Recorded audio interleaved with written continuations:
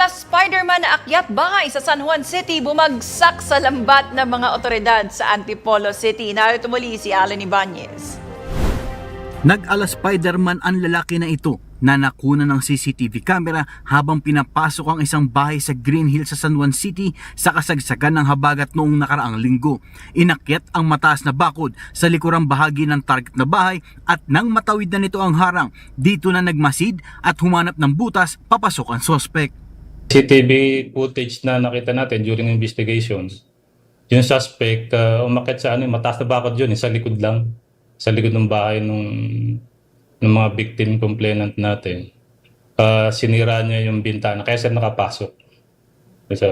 So he took advantage nung weather condition kasi since last week nag-uulan. Ang mga biktima nalaman na lang ang insidente matapos makabalik mula sa isang out-of-town trip. Nakabukas na ang bintana sa banyo ng kanilang anak at nagkalat sa lapag ang ilang mga gamit. iPad, mayroon yung Nintendo, saka backpack. Marami tapos mga sunglasses, mga salamin. Total estimated value ng mga nanakaw is almost 180,000 din. Matapos magsumbong sa pulisya ang mga biktima, natuntun ang sospek sa Antipolo City. Yun ang niya kasi almost lahat ng mga lugar natin, especially mga subdivision, mga gated community, equipped with the CCTV. So kaya nakita yung mukha niya at may nakapag-witness, nakapag-identify sa kanya.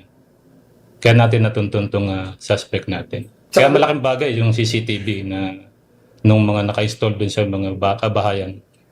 Kasalukuyan nasa kustodiya na ng San Juan City Police ang sospek na napag-alamang may kaparehong kaso ng robbery noong 2018. Paalala ng pulisya sa publiko, ugaliing nakakandado, nakalak ang mga pinto ng kanilang mga bahay. Mula dito sa Campo Crame, ako si Alan Ibanez Segulat para sa DATV News.